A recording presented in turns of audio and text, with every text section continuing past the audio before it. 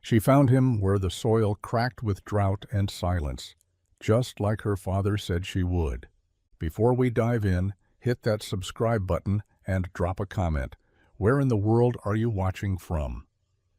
The soil cracked beneath Nathan's boots like broken glass. Another morning, another sky too empty for rain. He stopped at the edge of the field, hands on his hips, scanning the horizon like he had 1,000 times before, as if the clouds might finally decide to remember him.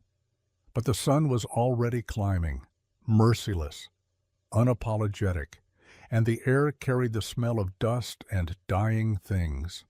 He exhaled, slow and steady, and wiped the sweat from his brow even though it was barely past 7.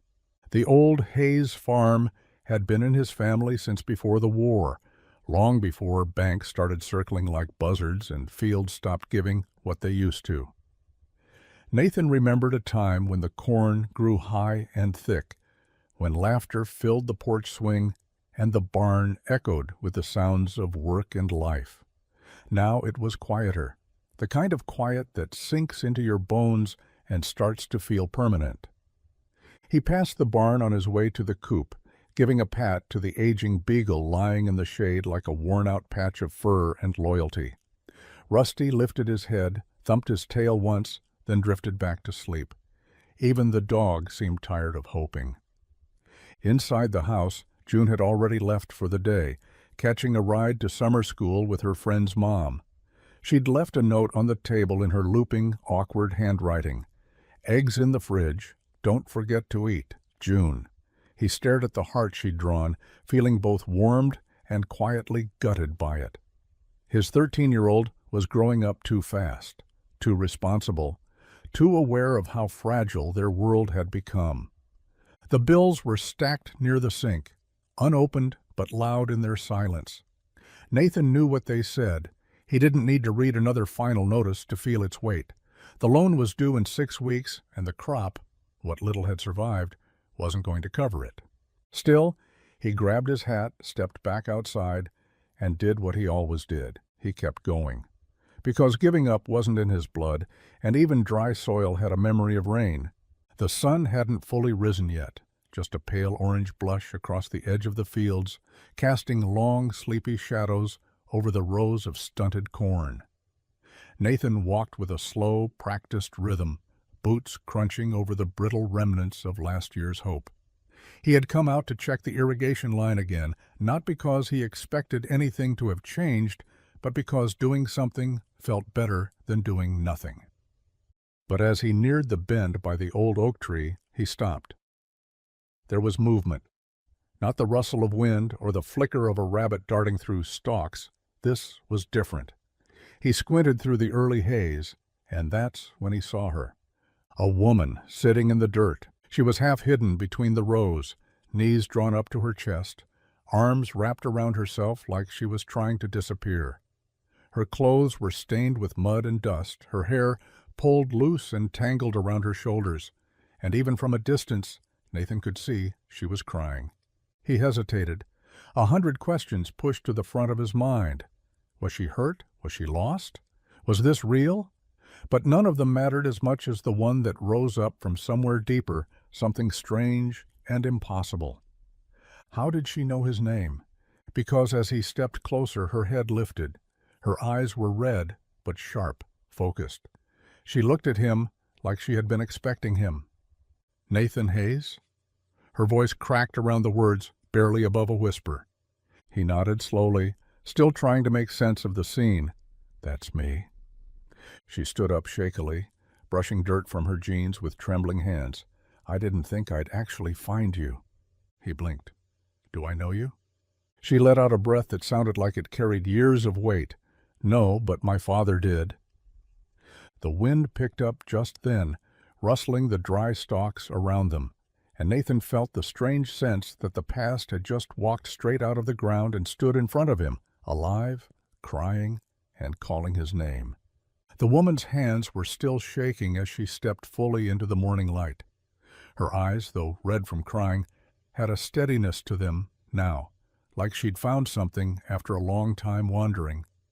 She didn't look lost anymore, just raw, like someone who had finally arrived where they were supposed to be, but didn't know what came next.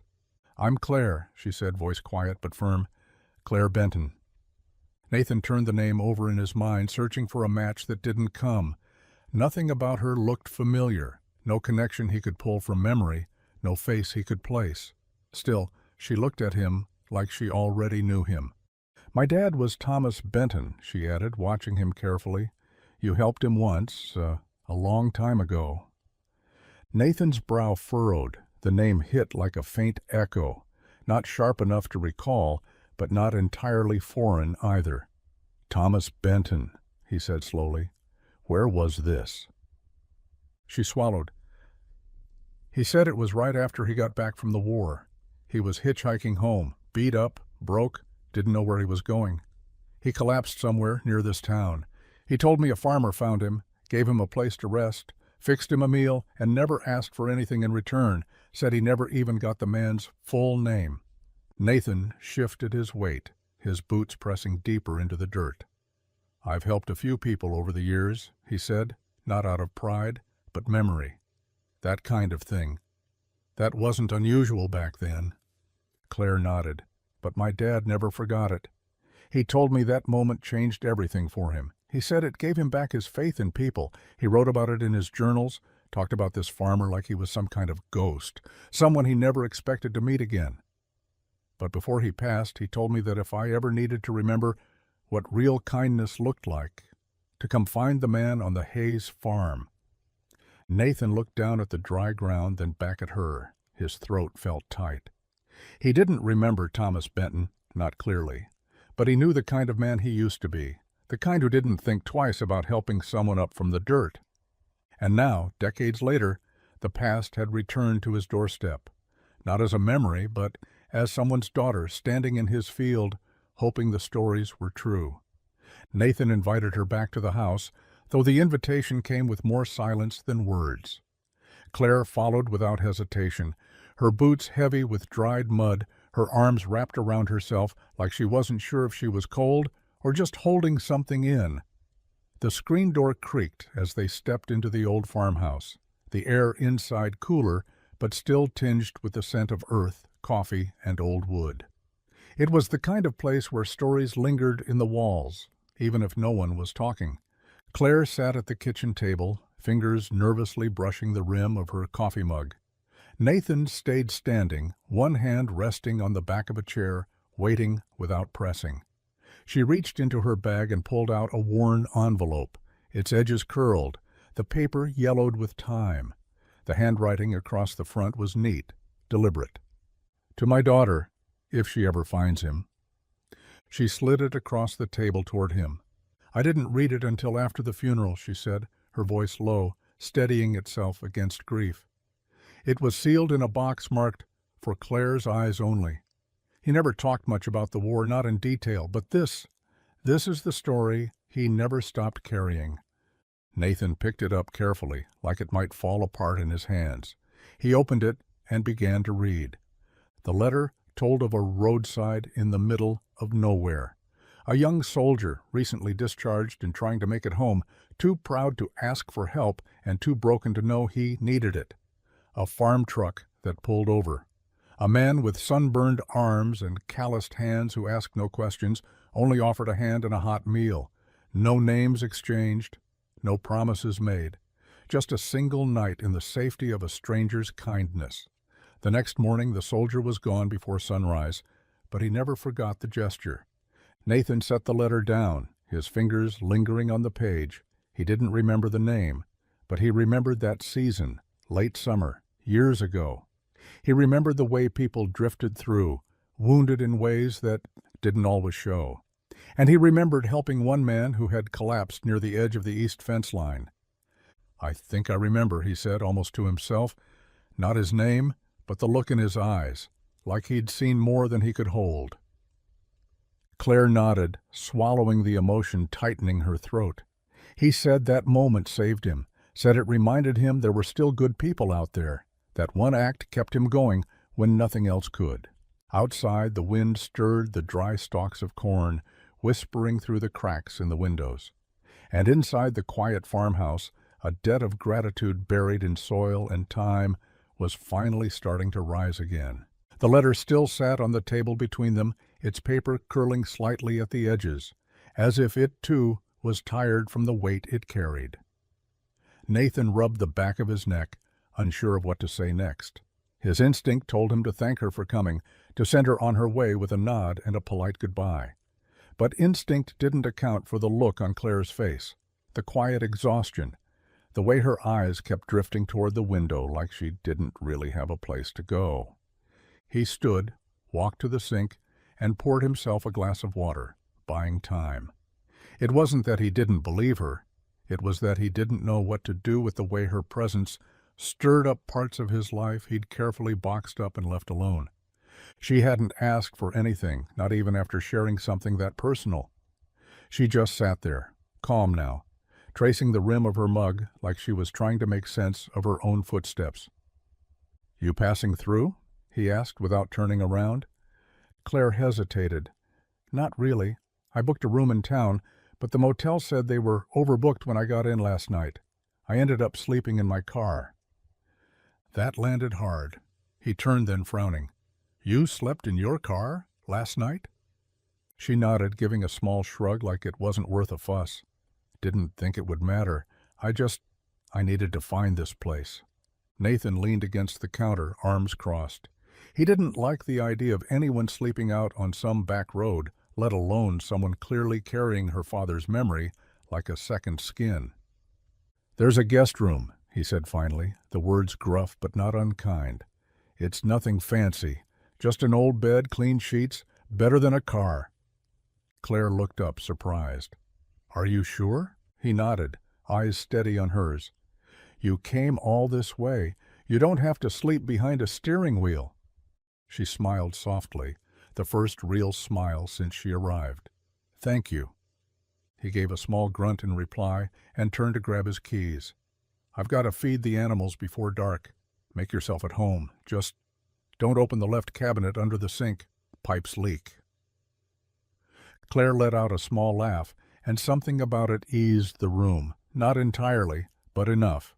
As Nathan stepped out into the evening light, he shook his head to himself. He didn't know what this was, or why it was happening now, but a part of him, quiet and cautious, hoped that maybe, just maybe, some stories didn't end when the page turned. Maybe they circled back, asking to be finished. June came home just as the sun dipped behind the tree line, its last light casting golden streaks across the dusty windows of the farmhouse. Nathan was outside stacking feed bags when he heard the crunch of bicycle tires over gravel. She kicked the stand down with a practiced motion, backpack slung over one shoulder, hair wild from the ride. "Hey, kiddo," he said, brushing his hands off on his jeans. June gave him a half smile, the kind that always felt more like a question than a greeting. She looked older than 13 in moments like this. Too serious, too quiet. "Hey, Dad," she said. "Who's the car belong to?" Nathan straightened, glancing toward the edge of the barn where Claire's rental sat under a low-hanging tree. "We've got a visitor," he said carefully. "Name's Claire. She's staying in the guest room tonight." June's eyes narrowed. "Since when do we have visitors?" Nathan sighed, tugging off his gloves. "Long story. Her father, he knew me, back when I was younger. She came here looking for answers." June stood still, letting that settle. She didn't say anything, but the flicker in her eyes gave her away, an uneasiness she didn't bother to hide. Inside the house, Claire was just setting her bag down when June stepped through the front door. Their eyes met. Claire straightened, offering a gentle smile. "You must be June." June didn't answer right away. She looked her over. The nice clothes, the too perfect hair for someone who'd supposedly slept in her car, the way she took up space like she belonged there. Nathan came in behind her, catching the tension. "Claire, this is my daughter, June. June Claire." "Nice to meet you," Claire offered again, this time more softly. June nodded slowly. "Yeah, you too." But the words felt borrowed, temporary. Later, while they sat at the dinner table eating leftover stew, June stayed mostly silent, watching Claire with the kind of quiet that wasn't shy, just measured. She asked questions with her eyes, ones she wasn't quite ready to say out loud. Afterward, as Nathan tucked her in for the night, she finally spoke. "Is she staying long?" "Just for a bit," he said, brushing hair from her forehead. "She's not here to cause trouble." June looked at him, her voice small. "We were okay before. Just us." Nathan nodded, heart tugging. "We're still okay." She rolled to her side, pulling the blanket up tight. "I just don't want anything changing. Not again." Nathan sat there in the quiet, the old ache rising in his chest, the one that came every time he saw his daughter guard her world like a tiny fortress. Claire had arrived with questions from the past. But in Emily's shadow, Nathan saw a different challenge, the future he was trying to protect. Morning brought with it the scent of dew on old wood and something frying faintly in the kitchen, bacon, maybe, or whatever Nathan could afford that week. Claire blinked into the soft light pouring through the guest room window. The lace curtain fluttered like a whisper in the breeze. She sat up slowly, stretching, and glanced around. The walls were yellowed with time, decorated only by a quilt hung like a memory and a single bookshelf holding dusty paperbacks. It wasn't much, but it felt strangely safe, like the house was gently holding itself together out of habit, not strength. She padded barefoot down the hall, following the smell and the sound of coffee brewing. Nathan stood at the stove, flipping something in a cast-iron pan with the kind of efficiency that said this had been his routine for years. He didn't look over when she entered. "Hope you're not too picky," he said. "We eat what we've got." Claire smiled faintly. "I'm just grateful to not be eating granola bars in a gas station parking lot." Nathan grunted, a sound that might have meant agreement or just acknowledgement. After breakfast, she stepped outside for the first real look at the farm. It was bigger than she expected. Fields stretched far in every direction, though many were overgrown and browned at the edges like they were holding their breath. The barn leaned slightly to one side, its paint long peeled by years of sun and storm. A rusted windmill stood watch over the land, squeaking faintly with each spin. Chickens wandered near the coop, their feathers dusted and ragged. Everything looked like it had once been something great. Now it just looked tired. Still, there was beauty in it, not the kind you take photos of, but the kind that sticks to your chest and hums quietly there. Nathan was already in the shed, organizing tools. "Let me help," she said, stepping in beside him. He raised an eyebrow. "You ever milk a goat? Fix a busted irrigation hose?" "Nope," she said, brushing a cobweb off her sleeve. "But I've cleaned up my fair share of messes, and I'm not made of glass." Nathan considered that, then handed her a pair of gloves. "Don't say I didn't warn you." The hours passed in a rhythm she didn't know she'd missed.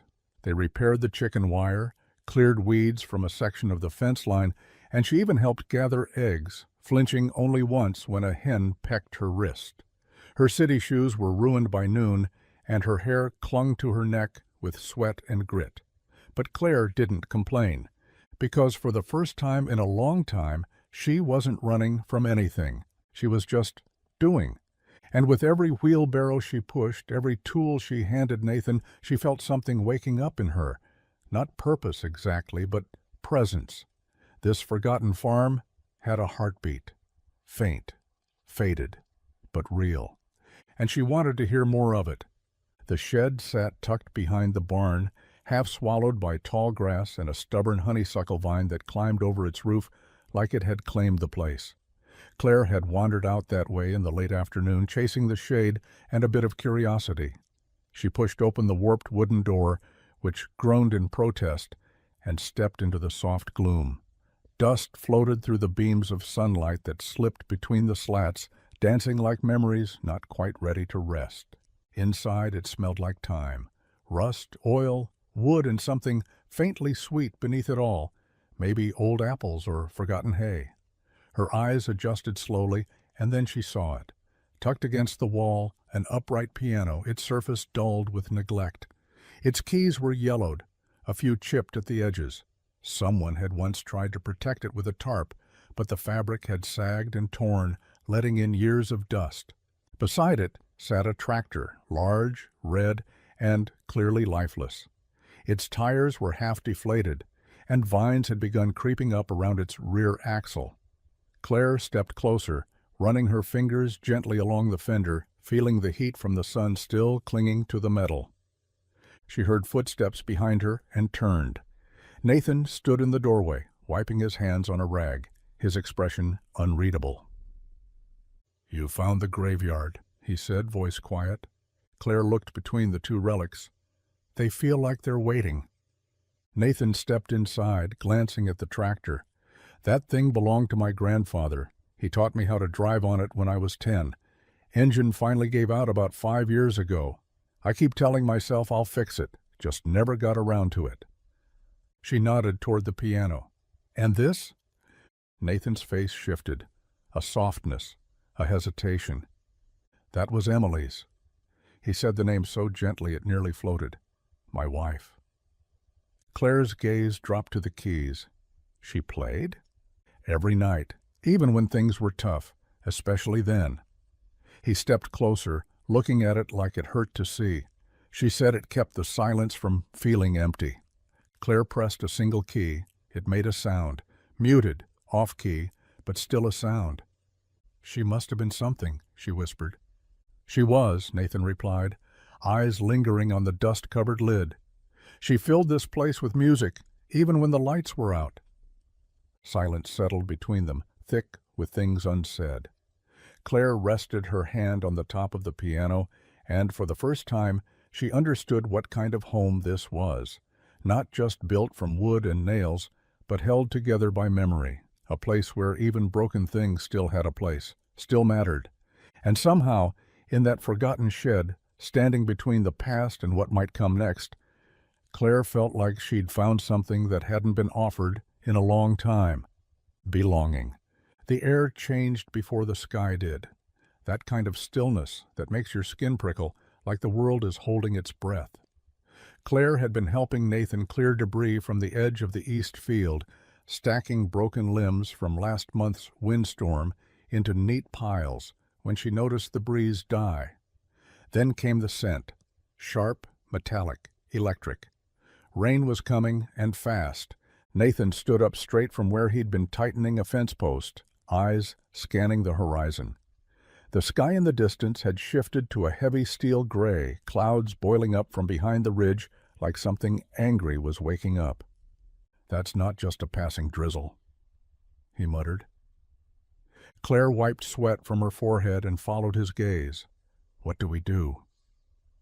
He didn't hesitate. "We move. Fast. That field dips. If it floods, we'll lose what little crop survived last week's heat wave." She didn't ask questions. Didn't need to. They ran together toward the shed, grabbing sandbags, tarps, and whatever else Nathan barked out like muscle memory.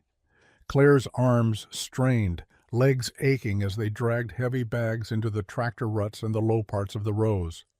The wind picked up with a howl, flinging her hair across her face. By the time the first drop hit her shoulder, it felt like a warning shot. Then the sky opened. The rain came down like it had been waiting months. It soaked through her shirt, through her jeans, down her back, and into her boots. Claire's hand slipped over the wet burlap, mud swallowing her feet with every step. Nathan shouted something through the roar of the downpour, pointing toward a section of pipe that had burst loose. She didn't hear it, but she saw the panic in his eyes. Together, they sprinted to the irrigation line. He dropped to one knee, trying to hold the connector in place while she braced the pipe from the other side. Mud sucked at their knees, thunder cracked overhead, but they held it together until the line finally sealed. They collapsed onto the grass moments later, breathing hard, soaked to the bone, faces streaked with grit and rain. Claire laughed first, sharp, breathless, and unexpected. Nathan looked at her like she was some kind of miracle. "You laugh during storms?" I think I just survived my first farm flood, she said between gasps. I'm allowed to laugh. He chuckled too then, shoulders shaking with a release that had nothing to do with humor and everything to do with survival. The storm raged on, but something had shifted between them. Not just trust, but a strange sense of rhythm, like they'd passed some unspoken test together. And for the first time, Claire didn't feel like a guest anymore. She felt like someone who belonged in the storm.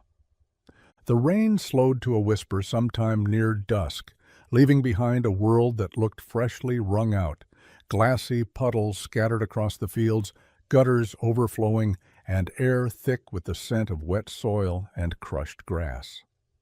Claire and Nathan trudged back toward the farmhouse in silence, their boots squelching with every step, caked in thick mud. The storm had passed, but it had left its fingerprints on everything. Nathan reached the porch first and turned to look at her.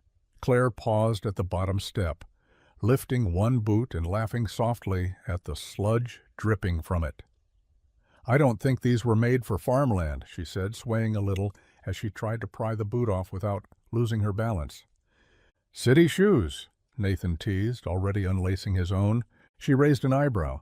That obvious, huh? Only when they try to fight back. He extended a hand to steady her, and she took it, hesitating just a second before their palms met. His grip was firm, calloused, real. With one tug, her boot came free, sending her off balance and into a brief stumble that landed her shoulder against his chest. They both froze. Then Claire laughed, a short, bright sound that didn't feel like it belonged to someone just covered in mud. Nathan chuckled too, awkward and low, his cheeks tinged with a color the sky hadn't managed to steal yet. She pulled back gently, wiping a smudge from her cheek. Sorry, I'm not usually this clumsy. Storms'll do that, he said, nodding toward the horizon. Knock things loose. Claire sank onto the porch step, breathing in the fresh, heavy air. Nathan sat beside her, boots lined up in front of them like a pair of surrendered soldiers. For a moment, the only sound was the soft drip of rain from the porch awning. I was supposed to get married, she said suddenly. Nathan looked over. Not surprised exactly, just patient. 3 months ago, she continued, picking at a loose thread on her sleeve. He was good on paper, wealthy, charming, said all the right things. But somewhere between the engagement party and the final cake tasting, I realized he never asked who I was when no one was watching. He just wanted someone to match his suit. Nathan nodded slowly. And now you're here. She smiled, but it didn't quite reach her eyes. Now I'm here, in muddy boots, sitting next to a man who fixes irrigation lines in the middle of lightning storms. He didn't say anything, didn't need to. Claire leaned back on her elbows, letting the last of the sun warm her face. Funny how life reroutes you when you're not paying attention. Nathan glanced over at her, his voice low. Sometimes the detours take you where you were supposed to be all along. And there, on a porch that had seen too many quiet nights, a new kind of silence settled. Not heavy, not awkward, just honest. The morning after the storm felt almost like a reset, clouds still hanging low, the earth still soaked and heavy, but the light had softened. The air smelled like possibility. Nathan stood at the kitchen counter pouring coffee into 2 chipped mugs when Claire walked in, hair damp from a quick rinse and wearing a flannel shirt that clearly wasn't hers. It hung on her like borrowed peace. She looked around the kitchen like she was trying to memorize it, every creak, every corner, every silence. Thanks for not kicking me out after I nearly wrecked your fence and drowned your field, she said with a half smile. Nathan passed her a mug. You didn't wreck it, just gave it character. Claire took a sip and nodded toward the window. I can help. Not just for today, but if you want, I'll stay for a little while. A week, maybe. You've got your hands full here. Nathan leaned against the sink, watching her. She didn't look like someone angling for pity. No desperation, no performance. Just steady-eyed and strangely grounded for someone still dripping pieces of her life behind her. You don't have to do that, he said. You're not in debt to me." "I know," she replied, "but I need something to do, something real, and you clearly need another pair of hands." He looked at her over the rim of his cup. "You ever mend a fence line?" "Nope." "Chase a rogue chicken?" "Only in heels once. It was a disaster." Nathan allowed himself the barest hint of a smirk. "This isn't a vacation. I don't have time to babysit." "I'm not asking you to," she said. "Just let me stay a week. I'll work. I'll earn it. And after that, if you want me gone, I'll go." He stared at her for a long moment, something turning slowly in his chest. Trust wasn't something he gave out lightly anymore, not since losing Emily, not since watching friends drift away in hard seasons. But something about Claire's voice didn't ask for trust. It asked for a chance. Finally, he exhaled. "1 week. You help with chores. No special treatment." "Deal," she said, offering her hand across the table. He hesitated, then shook it. And in that simple handshake between two strangers who didn't quite know where they belonged, the air in the kitchen shifted just a little. Not toward certainty, but toward something willing to grow. The envelope was thinner than the first. No dramatic warnings on the outside. No, for Claire's eyes only. Just her name, written in her father's steady, all-caps handwriting, the kind he used when he wanted to make sure nothing was misunderstood. She found it tucked into the side pocket of her travel bag, wedged beneath a forgotten paperback and a worn-out charger cord, like it had been waiting for her to slow down long enough to notice it. Claire sat on the edge of the guest bed, the sunlight falling in lazy lines across the quilt. Her fingers hesitated at the flap. She didn't open it right away. The farm had started to feel strangely familiar, its rhythm of work, its honest silences. Nathan didn't talk much, but he listened. And June, though still guarded, had started asking questions at dinner, even if they came wrapped in sarcasm. It wasn't home, but it didn't feel like nowhere anymore either. She finally broke the seal and pulled out the single page inside. Her father's writing covered both sides, tight, controlled, but more personal this time. Not about war, not about survival. This letter was about Nathan. He remembered his name after all, Nathan Hayes, the farmer with the scar near his right wrist, the one who offered him a bed, a bowl of stew, and a ride to the next town without ever asking for anything in return. Her father had spent years trying to track him down, always coming up short. The war had taken more than blood and friends. It had taken memory, faces blurred, names vanished. But this man, Nathan had stayed. And then came the part that made her hands shake. "He reminded me of who I wanted to be, Claire. If you ever lose your way, find him.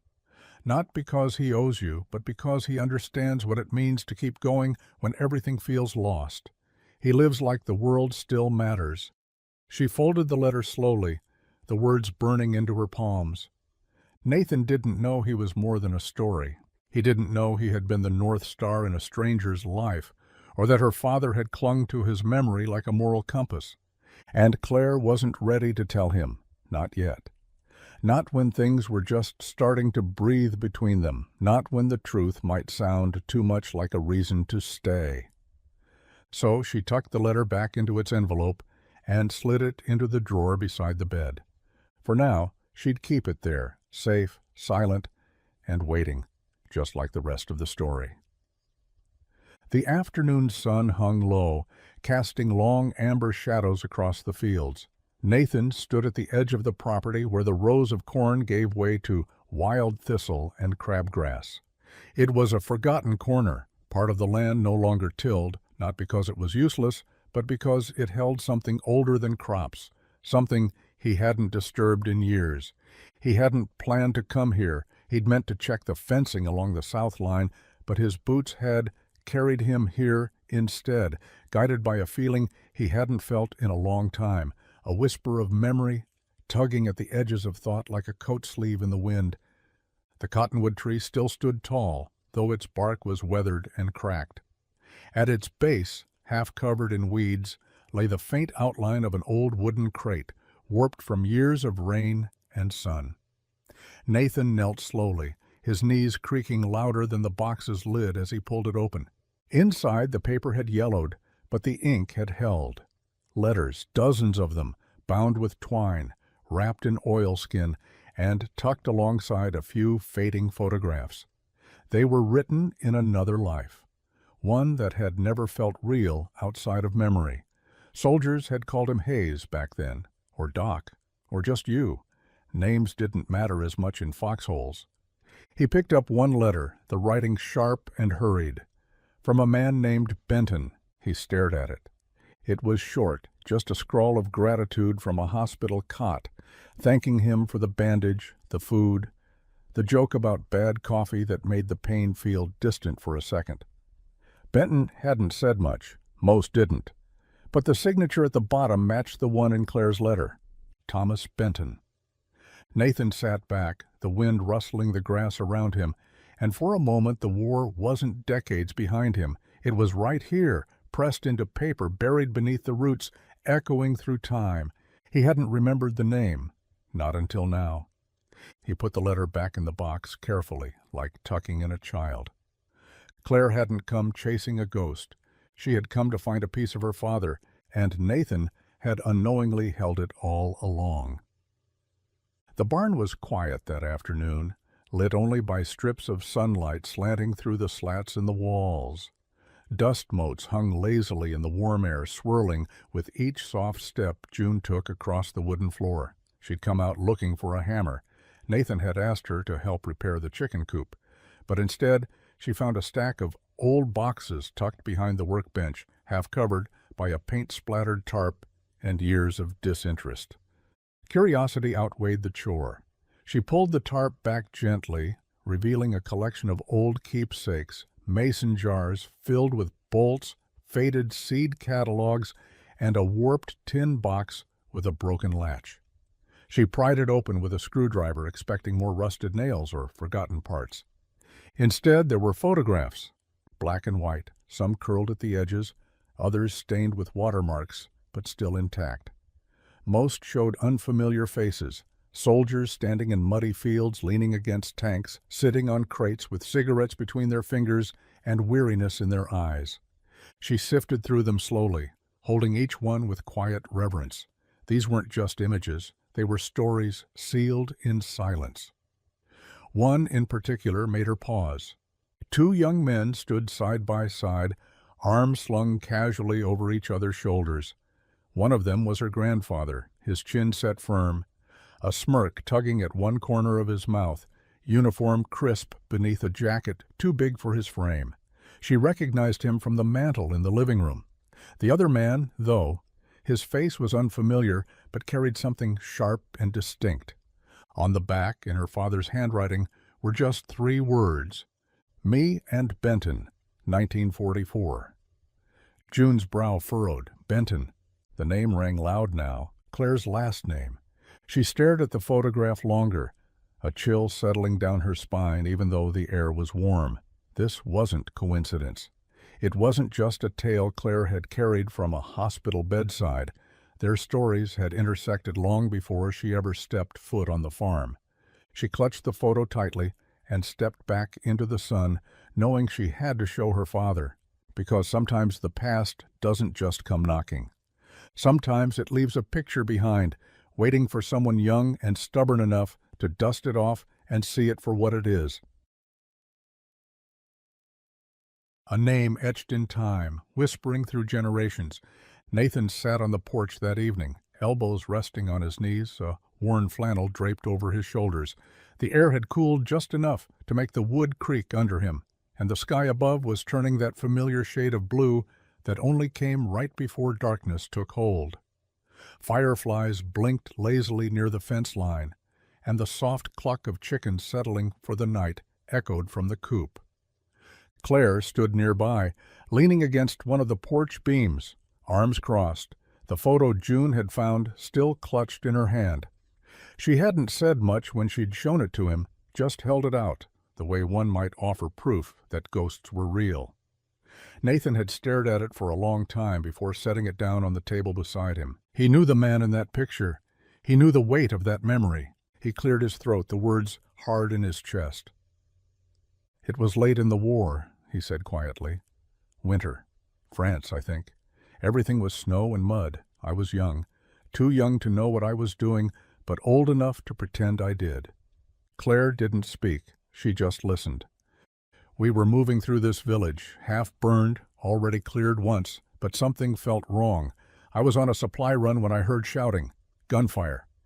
One of our guys had wandered too far from the rest, got hit. Bad." Nathan's voice dropped lower, rougher. "I didn't think. I just went. Found him bleeding behind a crumbled stone wall. Didn't even know his name." He paused, staring out at the fields. "He kept trying to talk. Kept saying something about home, about his dad. I don't know what held me together, but I dragged him out. Carried him over my back like he weighed nothing. Got him to a medic and never saw him again. Never knew if he made it." Claire's voice was barely a whisper. "He did." Nathan nodded slowly, emotion tugging at the corners of his mouth. "Guess I know that now." She stepped closer, her voice softer. "That man was my father." Nathan looked up at her then, and something shifted between them. An invisible wall, worn thin by time, finally giving way. The past, buried so deep beneath acres of silence, had bloomed into something neither of them had seen coming. "I always wondered if it mattered," he said, "if one act like that could really change anything." Claire blinked back, the wetness gathering in her eyes. It changed everything. And in that quiet moment, beneath a sky filled with stars just starting to appear, the man who had saved a life finally met the reason it was worth saving. The night was still when she told him, no cicadas, no breeze, just the sound of an old porch swing creaking beneath the weight of two people who didn't know how to start saying what mattered. Claire sat with her knees pulled up slightly, hugging a mug of tea that had long gone cold. Nathan leaned back, hat low over his brow, his eyes on the stars like they might deliver a truth gentler than the one hanging between them. "I didn't come just because of the letters," Claire said quietly. Nathan didn't move, didn't press. He waited like the land itself, silent, patient, weathered. "I told myself I came to find the man who saved my father," she continued, her voice just above a whisper. "And that was part of it. But only part." He turned his head, watching her now. "My dad passed 6 months ago," she said, the words slow and steady, like walking across ice. "Cancer. He fought like hell. But near the end, he stopped fighting. He started talking instead, about you, about this place, about how one man's kindness reminded him what kind of life he wanted to build. He told me that I'd know what he meant if I ever felt lost." Nathan stayed quiet, the porch swing groaning as it shifted slightly beneath them. "And I was lost, Nathan," she said. "Not just after he died. Before that, even. I was engaged to someone who looked perfect from the outside. Big smile, beautiful apartment, knew how to shake hands and sell promises, but I was shrinking by the day, giving up pieces of myself to make him more comfortable." Nathan frowned, his jaw tightening just a little. She noticed. "I walked away 3 weeks before the wedding," she said. "Called it off, lost half our friends, some of my job prospects, but I couldn't marry someone who didn't see me, not really. And after the funeral, when the silence got too loud, I remembered the stories, the letters, the man who never asked for anything, but gave everything anyway." She turned toward him now, her eyes clearer than they'd been since she arrived. "I needed to remember what it looked like to live with purpose, to be rooted in something, to stop performing and start being." Nathan looked at her for a long moment, the corners of his eyes softening. "You think I've got answers?" he asked, almost teasing. Claire smiled faintly. "No, but I think you're living a life that isn't about noise. And I needed to see if that kind of life was real, because maybe I want to build one too." Nathan nodded slowly, a breath escaping like the weight of something he hadn't even noticed he'd been holding. "Well," he said, tilting his mug, "you picked a hell of a place to figure it out." And in the silence that followed, there was no judgment, no fixing. Just two people sitting under a sky wide enough to hold all all their unfinished stories, searching quietly for the ones worth keeping.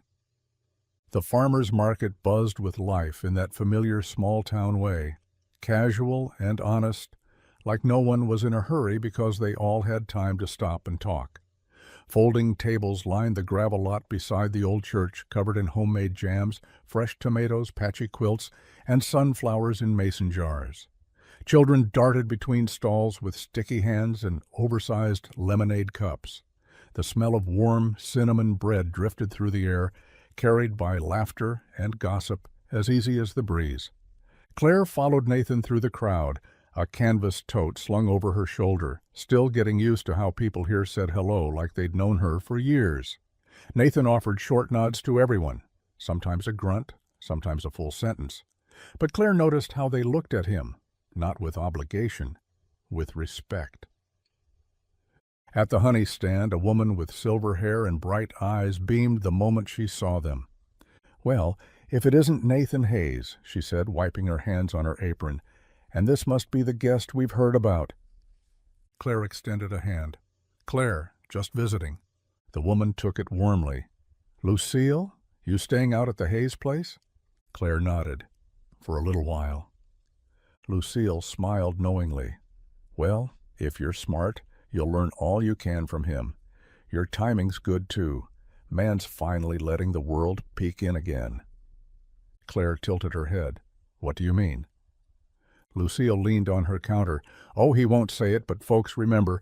That boy helped rebuild old Henry's barn after the fire and never took a dime.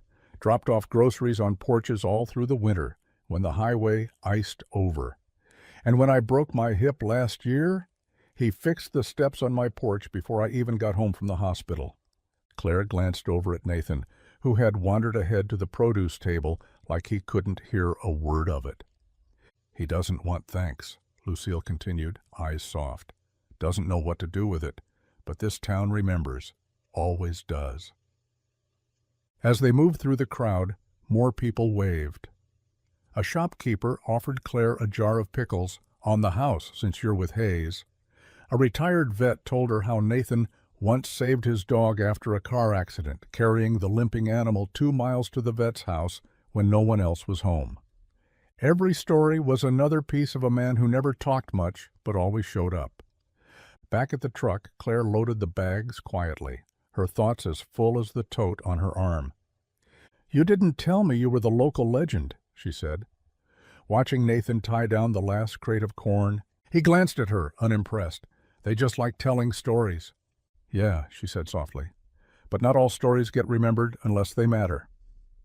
Nathan didn't answer, but the look he gave her, half a smile, half a shrug, was all the confirmation she needed.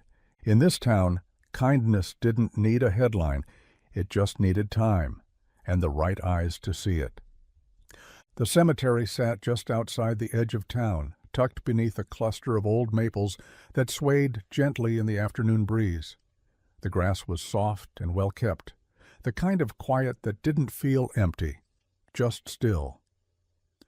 A gravel path wound its way between rows of modest headstones, each one carrying names and dates like fragments of lives still echoing in someone's heart.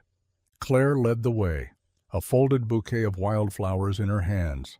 She walked slowly, like her footsteps didn't want to reach the end just yet. Nathan followed a few steps behind, his cap in his hand, the weight of something small and metallic tucked into his pocket. They didn't talk much on the drive over. Some moments earned their silence. When they reached the grave, Claire knelt down. The stone was simple, Thomas Benton. The inscription beneath read, "Beloved Father, brave soul, gentle hands." She placed the flowers gently at its base, smoothing the stems against the stone as if tucking him in. Nathan stood nearby, hands in his pockets, eyes locked on the name. Claire looked up. "This is the first time I've brought someone here." He nodded. "Thank you for letting me come." She stood, brushing dirt from her jeans. "He would have wanted it. He talked about you more than I ever realized, especially at the end." Nathan stepped closer, pulling the object from his pocket. A pair of dog tags, worn, dulled with age, the chain slightly frayed. He held them for a moment, rubbing a thumb over the faded lettering. "They issued me 2, he said, his voice low. "One stayed on me during the war. This one, I kept it after, as a reminder of who I was before everything changed." He crouched down and gently placed the tags at the foot of the stone beside the flowers. "Your dad was the first person I ever pulled out of the fire and didn't lose.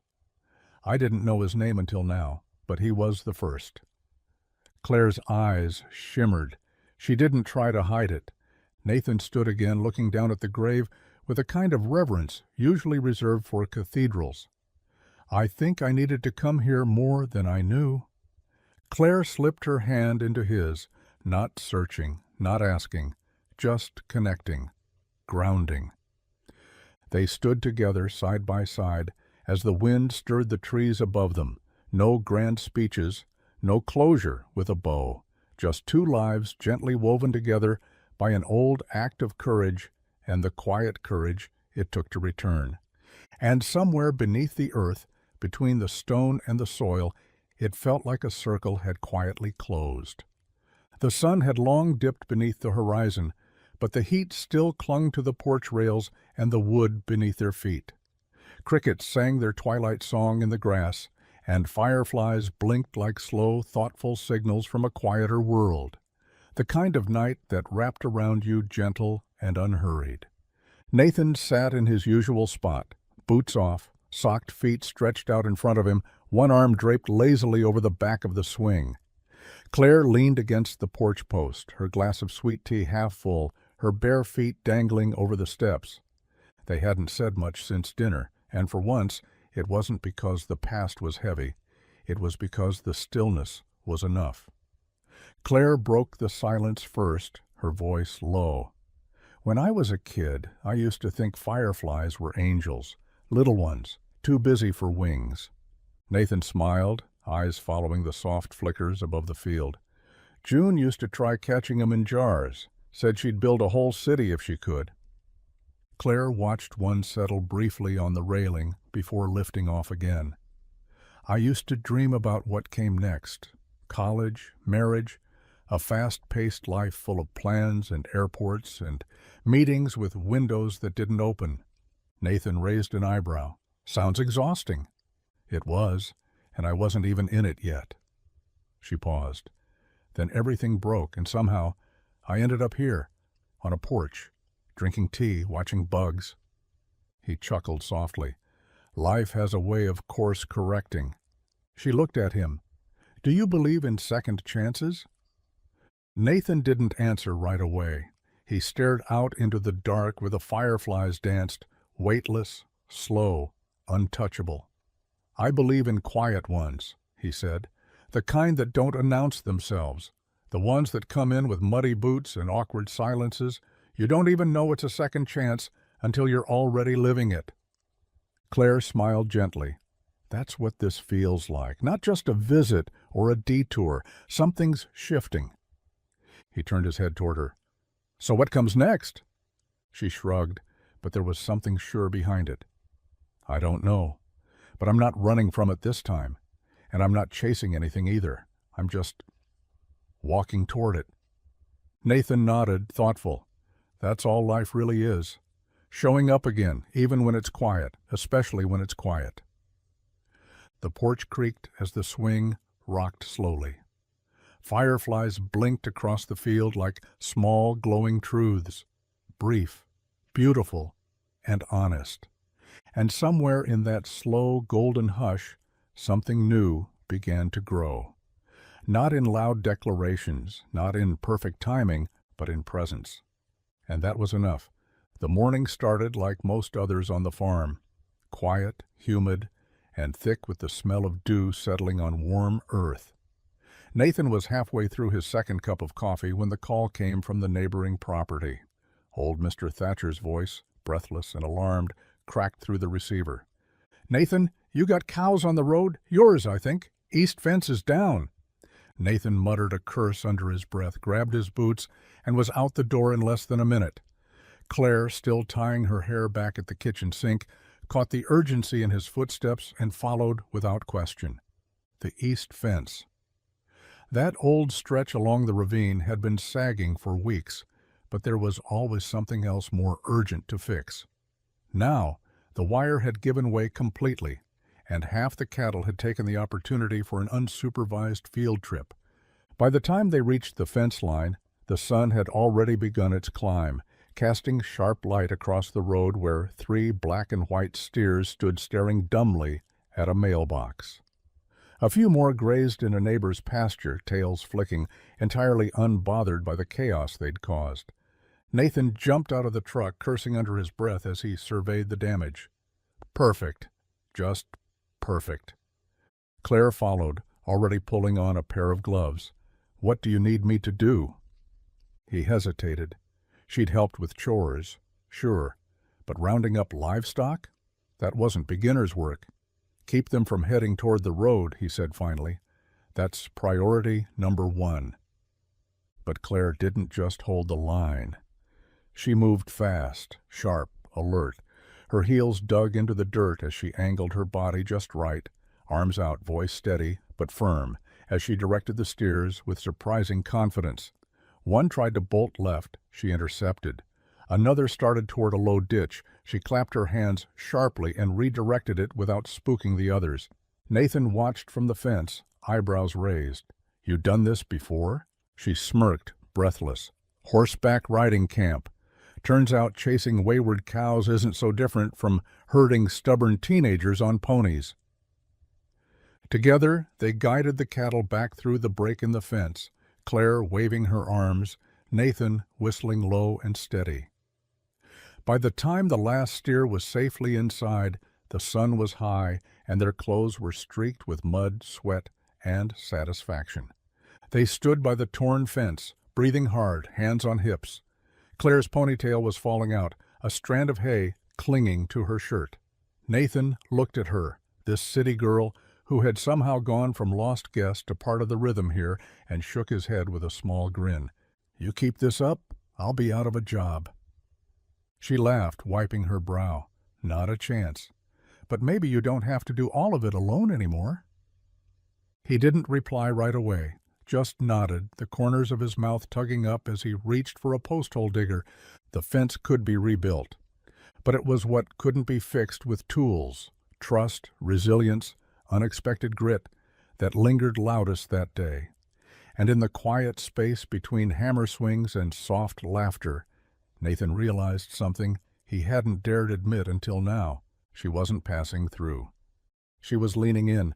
The sky gave no warning this time. One moment they were out by the garden patch, pulling weeds and laughing about June's latest sarcastic observation.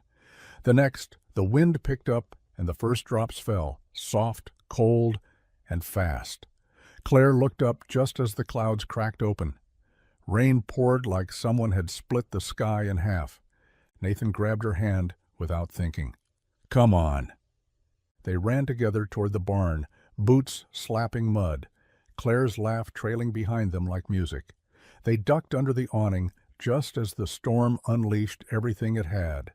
Thunder rolled in the distance, low and familiar, as water beat down on the tin roof in rhythmic waves.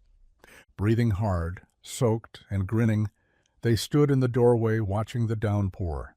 Claire wiped wet strands of hair from her face. "You've got the worst luck with weather, you know." Nathan chuckled, voice rough. "I think it's just timing.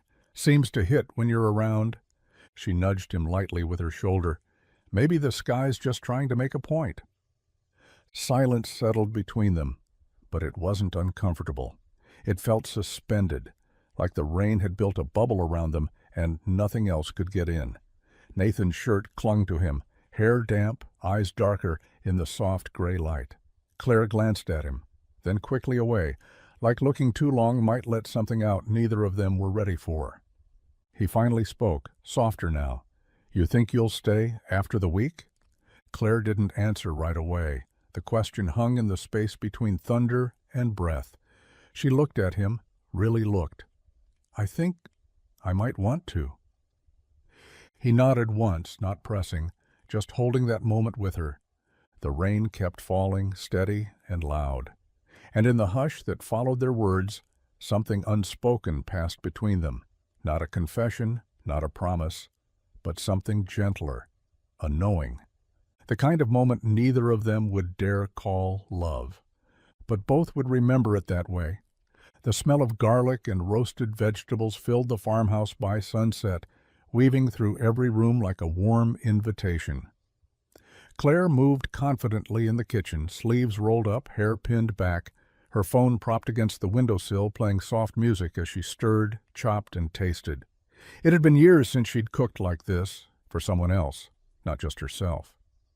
And something about the creaky floorboards and the way the house creaked as it settled made her want to get every detail right.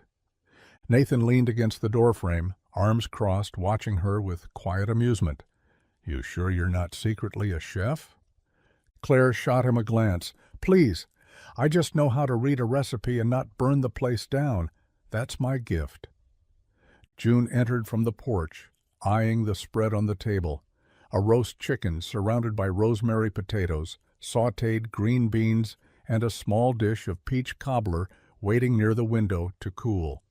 Her guard was still up, but her nose betrayed her. She looked impressed. Claire set the final plate down. "All right, grab a seat before it gets cold." They sat together, the three of them, for the first time at the same table. At first it was quiet, just the clink of forks and the occasional polite compliment. But then Claire told a story, something about a disastrous cooking class in college involving a flambéed towel and a panicked fire alarm. And Nathan laughed. Not a chuckle, not a polite breath through the nose, but an honest, full laugh that cracked open the room. June smiled, then added her own commentary. Claire played along, building off their jokes with ease. Soon there was warmth at the table that had nothing to do with the food. It was the kind of dinner where seconds were offered without asking, and silence was filled not with obligation, but with stories. By the time dishes were cleared and the last of the cobbler scraped clean, the house felt fuller, like it had stretched its arms for the first time in years. Nathan caught Claire's eye as June wandered off to get ready for bed. "You didn't just cook dinner," he said quietly. "You brought the house back to life." Claire smiled. Maybe it just needed a little seasoning. The knock on the door came mid-morning, sharp and official, cutting through the calm like a bad memory returning too early. Nathan opened it to find a man in a pressed shirt and polished shoes, holding a folder too thick to mean anything good. Harold Finch, bank representative, second generation in the loan business, and as sympathetic as concrete. Claire watched from the kitchen as Nathan stepped onto the porch. Their voices were low, but the tone was unmistakable, tight, restrained, edged with tension. She didn't need to hear the words to recognize the rhythm of bad news. Nathan's shoulders stiffened with each sentence, and the moment the door clicked shut again, the quiet inside the house changed. He set the folder on the table without looking at it. Claire approached carefully. "How bad?" she asked. Nathan didn't answer at first. He stared out the window, eyes fixed on the farthest edge of the field, like the answer might be hiding in the crops. 3 weeks, he said finally. "That's the deadline. I either catch up on the missed payments or start selling." Claire's throat tightened. "Selling the land?" He nodded once. "Just a piece. Maybe the East Acres. They've been underproducing anyway. Could buy me time." "But it's your family's farm," she said gently. "I know," he replied. "And I'd rather lose part of it than all of it. But if I sell, I'm giving up the land my grandfather worked, the same field where my father taught me to plant. It's more than dirt, Claire. It's memory." She wanted to fix it, wanted to say, "We'll figure it out," but she knew that wasn't what he needed. He needed truth and space. Instead, she reached for his hand. "Whatever happens, you won't go through it alone." Nathan looked at her then, his expression worn but grateful. The weight of the years pressed heavy on his shoulders, but for once it wasn't only his to carry. Outside, the fields whispered with the wind, unaware of deadlines or debt, but inside the house the clock had started ticking, and the choices ahead would shape more than just the soil. The tension in the house settled like dust that wouldn't sweep away. After the visit from the bank, Nathan had gone quieter than usual. He worked longer hours, fixed things that didn't need fixing, and ate dinner without tasting it. Claire gave him space, but it sat between them like a locked door neither knew how to open. That evening she found him in the barn, oiling the hinges on a feed bin that hadn't creaked in years. His sleeves were rolled up, the light catching the edge of a scar on his forearm she hadn't noticed before. He didn't look up when she stepped in. "I've been thinking," she began, careful not to spook the moment. "I've still got some savings, enough to cover what the bank needs, and then some." Nathan's hands froze. Slowly, he set the oil can down. "Claire." She stepped closer. "You wouldn't be taking it. I'd be giving it. My dad spent his life trying to find you, trying to repay a kindness. Maybe this is how it comes full circle." He turned to face her, jaw tight. "That's not your burden." "It's not a burden," she said. "It's a choice, and I want to help." Nathan shook his head. "You think I haven't had people try to help before? Investors, developers, people who smile while they measure how much they can carve out of me. I'm not them." "I know," he said, softer now. "But if I take your money, this place stops being mine. Even if you never say a word about it, I'll know. I'll feel it every time I walk the fields." Claire's chest tightened. "Then what's the alternative?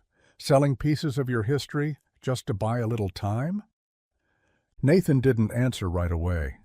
He rubbed his hands on a rag, more to keep them busy than to clean them. Sometimes a man has to carry what's his to carry. Claire stepped back, her eyes stinging. And sometimes the strongest thing you can do is let someone carry it with you. But he didn't move, didn't speak.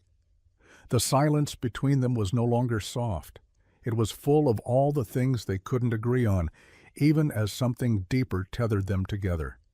The barn, once a quiet refuge, now echoed with pride, pain, and the sound of a door quietly closing, for now. The argument still lingered in the air the next morning, even though no one spoke of it. Claire moved around the kitchen with practiced calm, but the usual rhythm felt hollow. Nathan sat on the porch steps, coffee growing cold in his hands, eyes fixed on the horizon. The silence between them wasn't sharp anymore, but it had weight. June came in late from the chicken coop, hair wild from the wind, boots still caked in mud. She dropped the pail of eggs on the counter harder than necessary and looked at them both. "Are you two going to keep pretending this isn't happening?" she asked, blunt and unfiltered. Nathan blinked. "What are you talking about?" June crossed her arms. "Claire's trying to help, and you're acting like she's here to take something from us." Nathan stood, voice steady. "It's not that simple."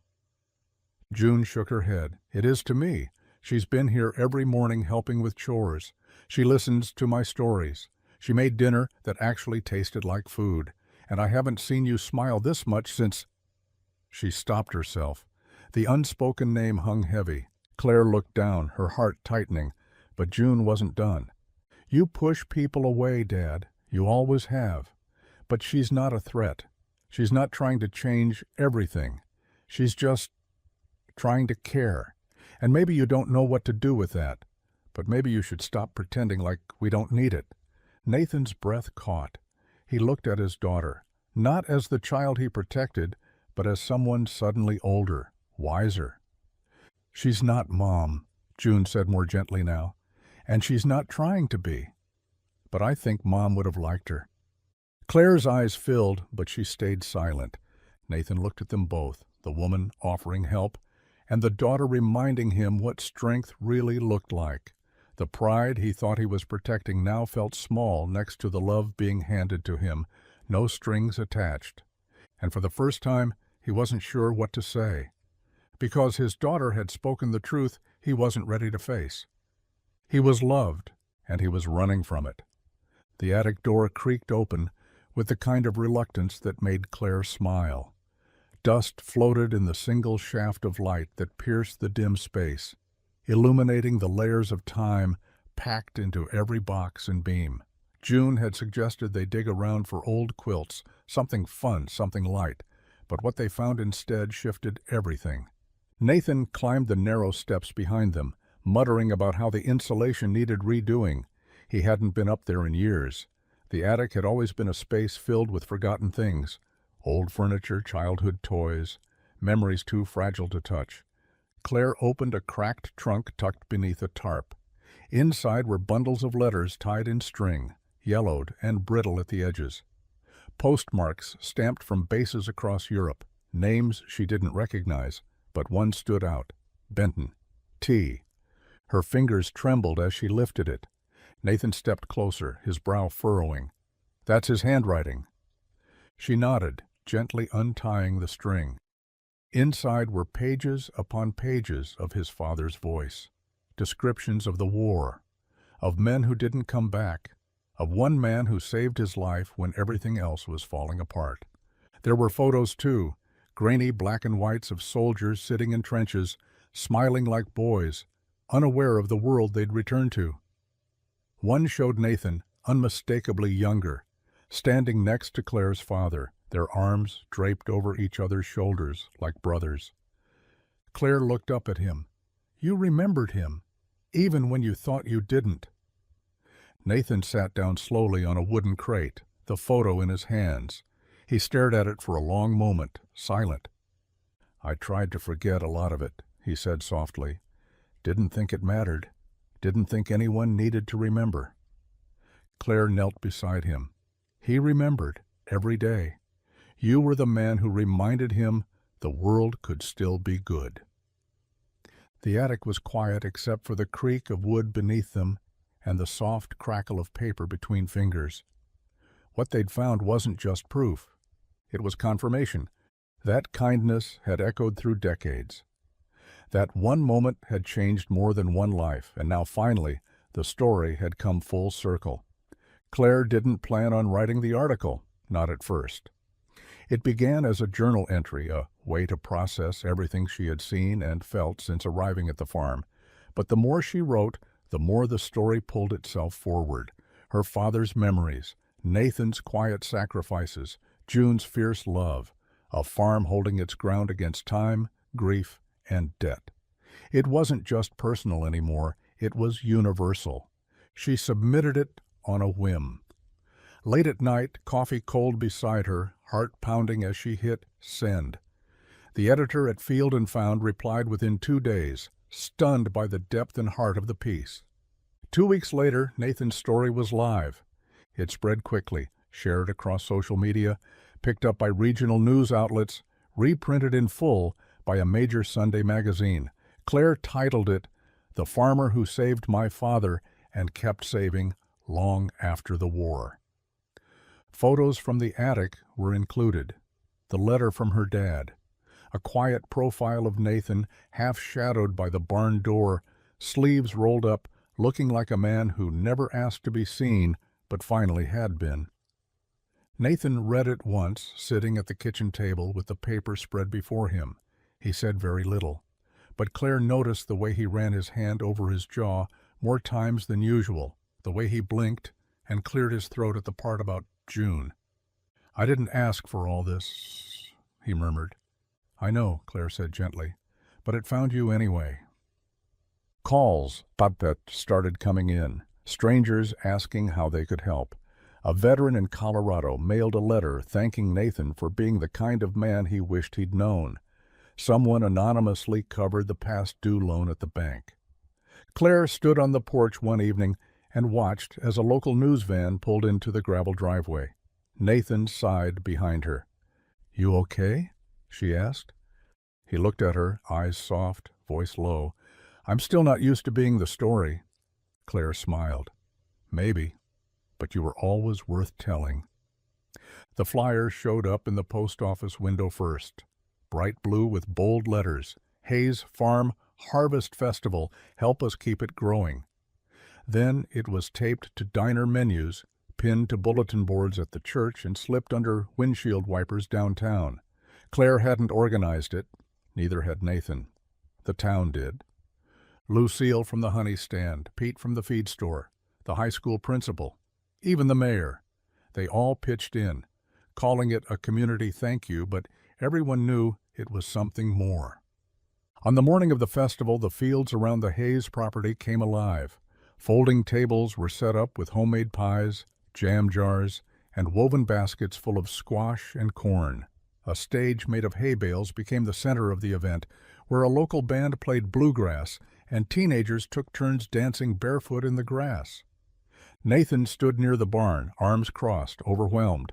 He watched June laugh with friends from school, a plate of peach cobbler in her hand. Claire moved through the crowd with ease, hugging people she hadn't met a month ago. He barely recognized the energy around him, lively, warm, proud. A donation jar sat near the entrance. By midday, it was already filled twice over. Then came the auction. Handcrafted benches, baskets, quilts, all donated. But the biggest surprise came when someone unveiled an old photo of Nathan and Thomas Benton, beautifully framed, with a placard that read, "A life remembered, a life still giving." It sold to a local cafe owner who swore she'd hang it right above the register. Nathan tried to protest, quietly, with a few polite waves of the hand, but the crowd wouldn't let him retreat. Not today. Claire joined him as the sun began to dip. "You see this?" she said, gesturing to the rows of people, dancing, talking, giving. "This is what happens when someone finally sees the man we've all seen since the beginning." Nathan looked around, jaw clenched, to hold back emotion. He nodded once, slow. "It's not just my farm anymore," he said. Claire smiled. It never was. The house was too quiet the next morning, the kind of quiet that wraps itself around a thought and won't let go. Claire stood at the edge of the guest bed, suitcase open, her clothes neatly folded beside it. She hadn't told Nathan, hadn't even told June, but the story was out. The fundraiser had saved the farm, and in her mind, her part was over. The truth was harder to admit. She was afraid. Afraid that now, without something to fix, she'd become a burden, that her presence might start to feel like clutter in a house that was finally healing. She moved slowly, placing shirts and books into the case with mechanical calm. The piano in the shed, the muddy boots on the porch, the way Nathan looked at her sometimes and then looked away. None of it made sense in goodbye terms, but she tried to make peace with that. When she opened the nightstand drawer to grab her charger, she found it. A folded sheet of notebook paper, her name written in pencil, soft and crooked. It was from June. "Claire, you don't have to leave. You helped fix more than just fences and dinners. You fixed the quiet in this house. I haven't heard Dad laugh like that since Mom. I haven't felt this light in years. Please stay." June. Claire sat down hard on the bed, the note trembling in her hand. A tear slipped down her cheek, not from sadness, but from the weight of being seen, truly seen, in a place she thought she'd only borrowed. Downstairs, she heard footsteps, Nathan's slow, steady gait crossing the kitchen floor. She stood, walked to the window, and watched the morning unfold. The cows meandered in the field. A breeze stirred the curtains, and for the first time since arriving, she stopped thinking about when to leave. She started thinking about how to stay. The soil was soft beneath his boots, dark and damp from a light rain the night before. Nathan walked the rows in silence, a canvas sack slung over one shoulder, seed packets crinkling quietly inside. The morning was still, the sky brushed with gold, and the smell of tilled earth filled the air like memory. He'd done this 100 times, planted hope one seed at a time. But today it felt different. The ground felt alive in a new way, like it had finally exhaled, and maybe so had he. Each row he planted carried more than seeds.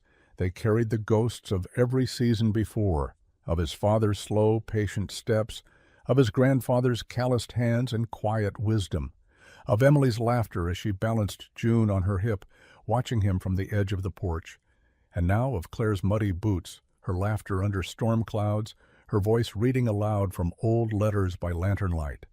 The land had seen it all: grief, love, abandonment, return. Nathan dropped to one knee, pressing another line of seed into the earth. He paused, dirt clinging to his fingers. It had taken him years to realize the farm wasn't just his responsibility. It was his witness.